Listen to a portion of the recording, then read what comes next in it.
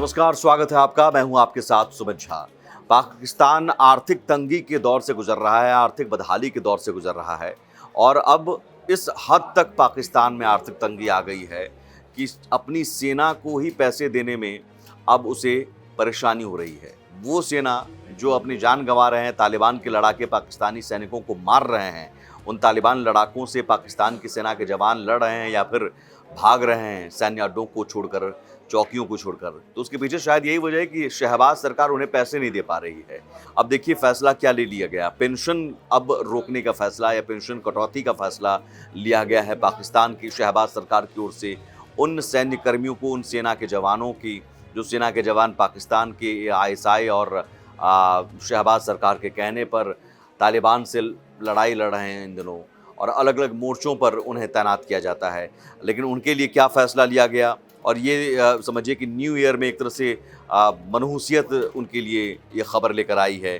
फ़ैसला ले लिया गया कि जो समाचार पत्र एक्सप्रेस ट्रिब्यून की खबर के मुताबिक वित्त मंत्रालय ने ये फैसला लिया कि एक से अधिक पेंशन जो है बंद कर दिया जाएगा।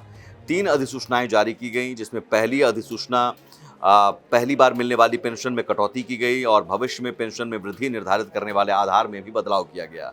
तो पेंशन बंद क्यों कर दी गई, ये भी अपने आप में बड़ा सवाल।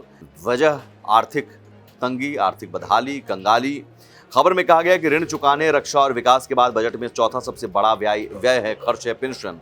तो वित्त मंत्रालय की अधिसूचना के मुताबिक वेतन और पेंशन आयोग 2020 की सिफारिशों पर यह फैसला ले लिया गया कि अब से ऐसी स्थिति में जहां कोई व्यक्ति एक से अधिक पेंशन का हकदार है, उसे केवल एक पेंशन लेने का विकल्प चुनने के लिए अधिकृत किया जाएगा।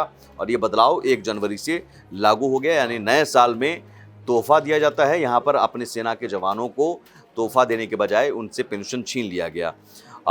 अंतिम वेतन के आधार पर पेंशन लेने के बजाय पिछले 2 वर्षों के औसत वेतन के आधार पर पेंशन मिलेगी। ये भी एक खबर नए पेंशन भोगियों के लिए। और ये सभी जो निर्देश हैं तत्काल प्रभाव से संशोधित किया जाना चाहिए। ये बदलाव उन लोगों पर लागू नहीं होंगे जो पहले ही सेवानिवृत्त हो चुके हैं, सिवाय उन मामलों को छोड़कर जहां कई पेंशन का भुगतान किया जाता है। इसमें पेंशन की वार्षिक चक्रवृद्धि को भी समाप्त कर दिया गया और किसी भी वृद्धि को आधार पेंशन से अलग माना जाएगा। 1 जनवरी से ये नियम लागू हो गए हैं। सेवानिवृत्त सिविल और सैन्य कर्मियों दोनों पर लागू होंगे। वेतन और पेंशन ले रहे कई सेवारत संघीय सरकारी कर्मचारी भी इस बदलाव से प्रभावित होंगे।